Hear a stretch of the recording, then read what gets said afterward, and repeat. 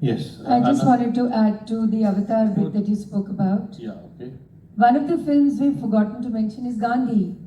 You know, and when Attenborough was making Gandhi, there was so much conversation whether Gandhi should be Indian, should be an Indian character, Indian actor playing the character. But when you look at Ben Kingsley, you do not really figure out, you know, it is the character. And more than that, if we were to look at the fable part of Gandhi, and if people would have not seen Gandhi, they would have thought he was a huge man who had a lot of superpowers and he made the British go down, and that is how Indian independence happened. But when physically you actually get to see the figure, it's a small tiny man with a very weak voice and the strength of a Hercules to actually propel the independence movement. So I think stories and superheroes also cannot be defined in as just few letters. Superheroes are not just huge, big people, you know, who look like very mighty and cannot be broken into. They are also people, as Lucy said, small, very local people with great courage who actually, rise up to an occasion, and that courage, becomes universal. Thanks. So now two last words. First Anna and then Tanishta. Just to answering your question, I think that there is no formula about to find this story that travel. Of course, we can talk about many different things that can be part of the stories that travel, but then at the end of the day, when you make a movie, you can have a great script and then an amazing crew, wonderful movie, and then something happened, and the movie it doesn't travel. We don't know why, because maybe it's not the moment. Maybe there is another movie that they invest more money in P&A. Maybe you didn't go to the right festival. Maybe there are many things that can happen, no? But then on the other hand, there are other movies that you make with the same love, with the same passion, with the same ingredients, and then suddenly something happens, something magic, and travel all over the world. Maybe it can be a very small story, very local, very without even a big budget of P&A, and something happened, something magic, and this is part of the magic of the cinema, no? But then also that happened not that much times, but it can happen, and I think that that's what we have to fight for, and of course that we have to find these emotions, these characters, but I think we have to make the movies that we love it, as you said, no, with the topics that we like, that we think that we can defend, that we have that we can promote, that we can take care of, and do the best movies as we think and that we want. But there is no formula, no? That is the thing. There is no formula. We are not in the business of formulas. No, we're not. That's very important. And those things so fail. Yeah. Yeah, I would just extend that and then what Vani also said, that stories that travel also have original thought. Like Gandhi was a thought. Like he brought in an original thought that the world at that point in history resonated with. So what Anna is also saying, that sometimes you can have all the tick marks that, I choose, but there is no formula, because it's also about that time and space. And what the global audiences, the same film which was made 50 years back might not resonate now, because our history and our political history and concerns and the way we live and what affects us has also changed. So it's also about that space and time, and that's why I think, there is no formula. It is not that this glasses work, so you keep repeating, it's not a factory. Every story is different, and every story has its own journey. So we're going to have a few minutes of Q&A. Before that, I'm just going to give you one small story that emanates from something that Lucy said. I was with Gareth Wigan, who's passed now. He was the president of Colombia, and a Brit who'd been living in Los Angeles for 40, 50 years. And so we went to him with a script about Buddha. And he said, it's an absolutely wonderful subject. I have seen 18 scripts on Buddha. They have all failed me. And I have now begun to believe that there is no film. Buddha is a great topic, but there's no film there. So I haven't seen one. And then he gave me an example, which actually illustrates what everybody said just now. And it's to do with the form. He says, when somebody comes to you and says, I want to do a film, and you're sitting in Los Angeles, and he says, I want to do a period film set in the Middle East, a period about a British Army officer. And you tell him, please don't waste my time. You're sitting in Los Angeles, you don't know where the British, you don't know where the Middle East is, and sorry, who are the Brits? What is the British Army? Don't waste my time. And he says, you read my script, please. And he says, that's how Lawrence of Arabia got made. You know, it's actually ultimately the small personal conflict and drama about the script and the 100 pages that worked and traveled, and boy, did it travel, and it's still an epic. So thanks. Now we have a few minutes for questions. So first at the back there, yeah? Hi Bobby, my name is Ranjit, and this question to you actually. How important is the star cast in the stories that travel? You have launched Shah Rukh Khan, you work with Amir as well. So how important is actually a global star who's already known across the world for the stories that you craft? So when I first worked with Shah Rukh, he didn't exist as an actor. It was his first film, so he was not a star. He was a first-time actor. With Amir, it was a huge film, and it was not my most successful film. So that, in a sense, should tell you that it is irrelevant. All you need in a film to make it successful is a peg to hang it on. If you are bereft of every other peg, if your title, your story, your subject, your promotion, your visuals are not up to the mark, then you spend 100 crores on a star. 100 crores is like $1 billion, you know, right? On a star, in the hope that his fan club will see your film. But no, you have seen Bandit Queen. It had not one known actor at that time, they were all new. You've seen Maqbool, all reasonably well known but no stars. But what a cast. Even a television series I read called Rajdhani, everyone became a star later. There is nobody. So my answer is very clear. You write something, the character fits in the role, you cast him. And you find another peg to hang on, rather than spend those millions on just to find that peg in a name. Yeah, there's a question here? Right here, yeah.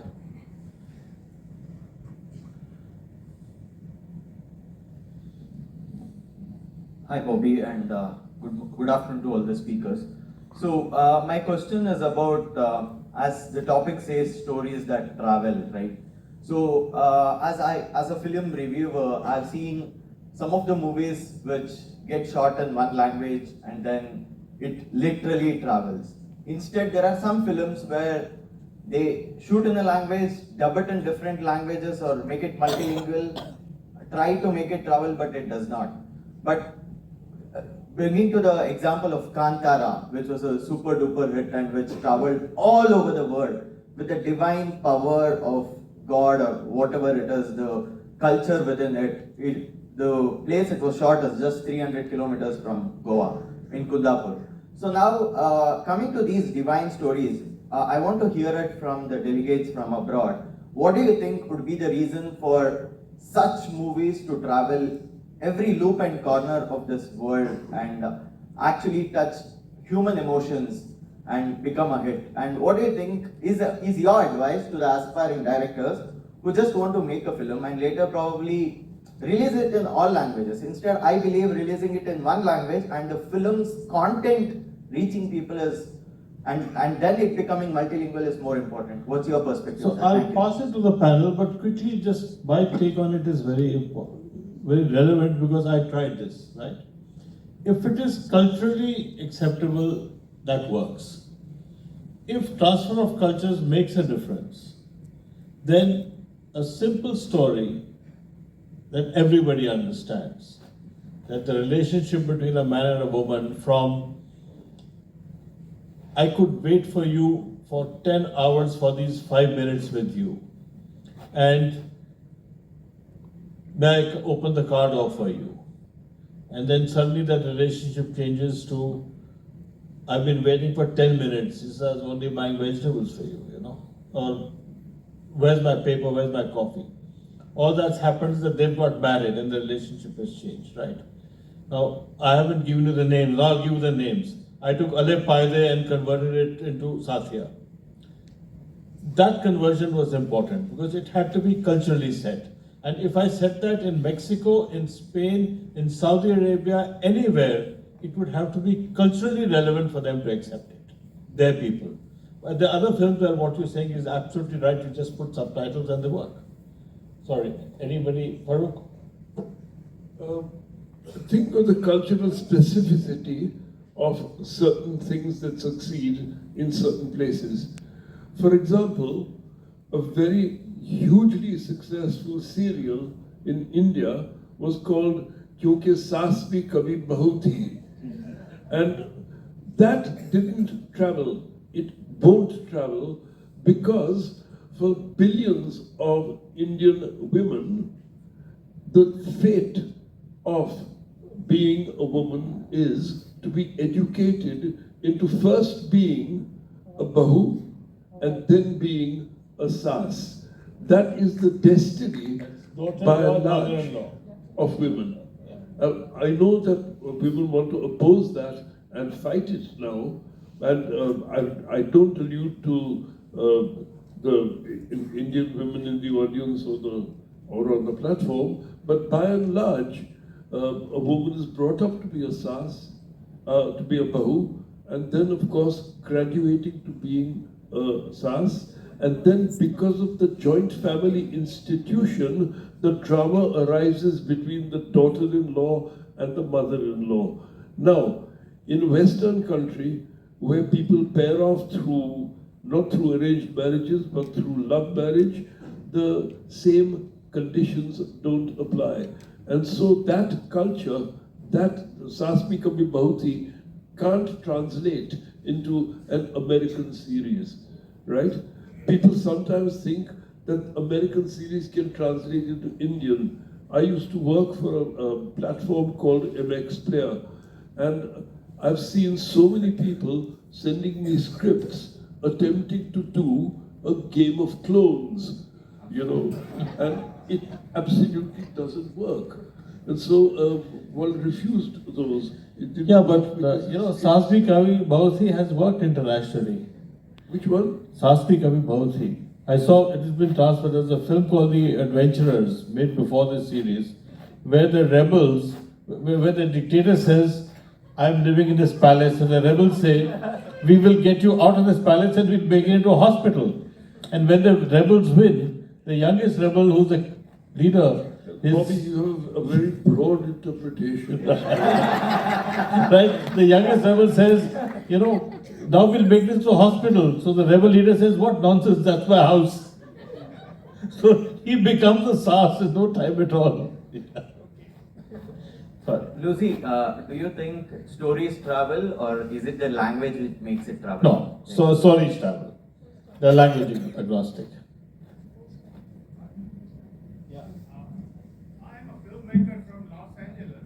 Yes. And I'm Indian American. I spent my formating year here, and I made a film. And I like to use cinema as a medium to tell a story.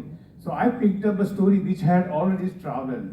It was a viral story, and I picked up that story because it not only it traveled well as a viral story, but it was the story of an Indian American boy. So I wanted to tell my story to the world also as an Indian American. It is traveling very well in film festival. As a matter of fact, yesterday we screened it here, and it did very, very well. But the problem is, and my question comes now, that how do you distribute? Because I was at American Film Market, and people are dropping my leaflet like a hot potato. And then I asked them that why you are not even looking into my film? And they told me that because even if with the one brown character as a lead, it doesn't work for us. And you have two brown characters as a lead, so it is not going to work. And I'm having a difficult time finding a distributor. Netflix is not touching it, Amazon is not touching it, American Film Market, no one wants to like it. And there are some distributors who want this free of charge. But that is the problem. So my question is that to the successful filmmakers, that how do you distribute such a film? See, you have to think of that before you roll the camera. Which is the peg you're going to hang on? I mean, I'm sure all the filmmakers here may argue with me. Anna won't, she's a producer.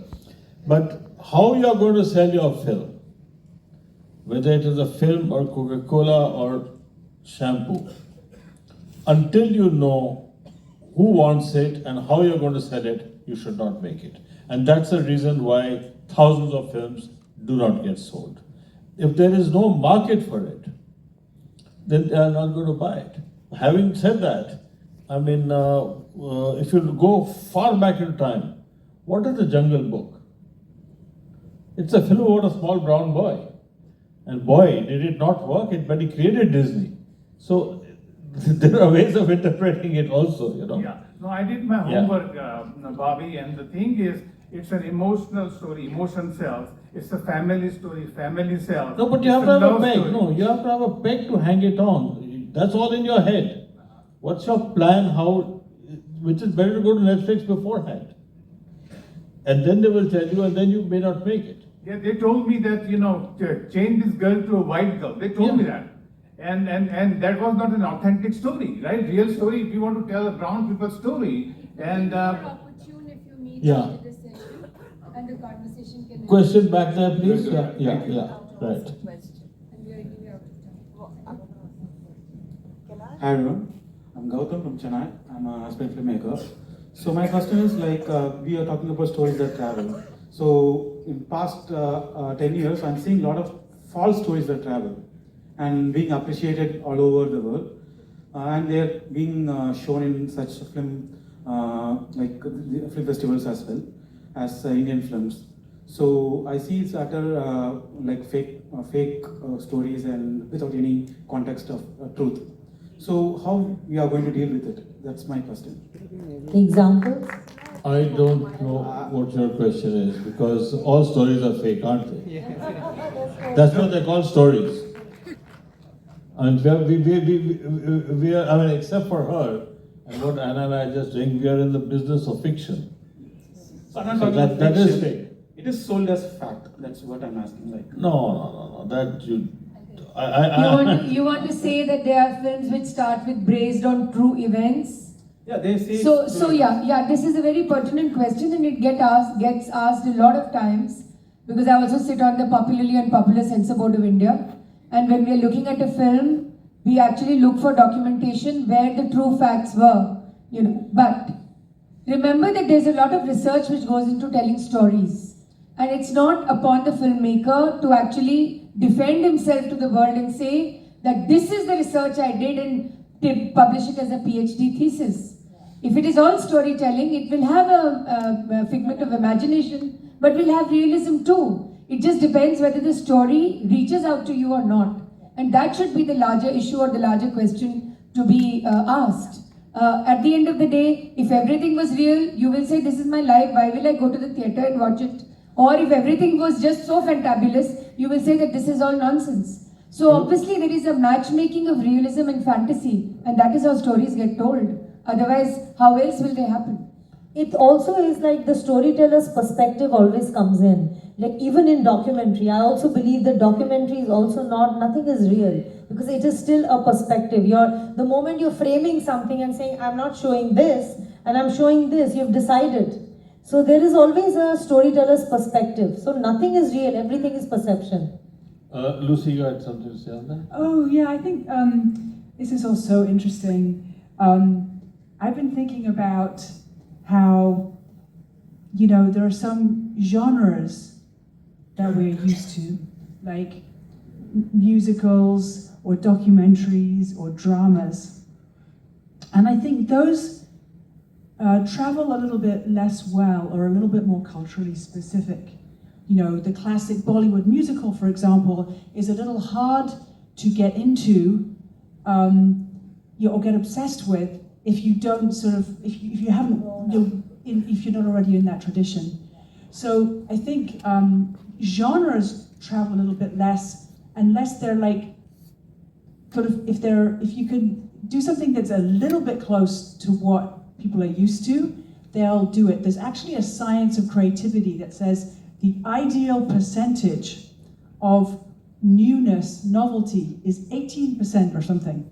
And so, you know, if we hear, even take it, maybe music is a good example. If you hear a pop song that is like 18% different than your favorite pop song, you'll love it. But if it's like 50% different, it will sound experimental and terrible and not even like music, you know? So we like things that are a little bit new because we don't want to, you know, watch the exact same thing we just watched. We like the surprise. But we don't want to have something too new. So I think with genres, it's a little bit difficult to jump into something that you've never seen anything like that before and understand it. But for stories, I think we love something different. When I watched Bandit Queen and I fell in love with it, I felt like I had never seen that story before. And it felt totally different and fresh. And that's what's good about it. I once had a boss that was working in Hollywood, and they said they were very excited. It was the year after Slumdog Millionaire, and they got a pitch, and they said it's exactly like Slumdog Millionaire, but with a different quiz show. And I laughed, and I thought, well, Slumdog Millionaire is the big movie this year, but you want to try and repeat it with a different quiz show next year, and people are going to say, we saw that already, you know? And so you kind of want to be a little bit fresher with the stories, and I think that's what's exciting about, for example, all the Indian filmmakers here. You know, there are stories here that the world has not seen before, and that people are so excited to see. And I think there's a real opportunity for these stories to travel. But if you want to make them in the form of a Bollywood musical, for example, that may be a little bit harder until audiences are more familiar with that kind of storytelling. But within the kinds of storytelling that an audience is used to culturally, then I think people are hungry to see something they haven't seen before, and to enter a world and meet people and see different kinds of stories that are really, really surprising and fresh, and a new place, a new thing. We love that.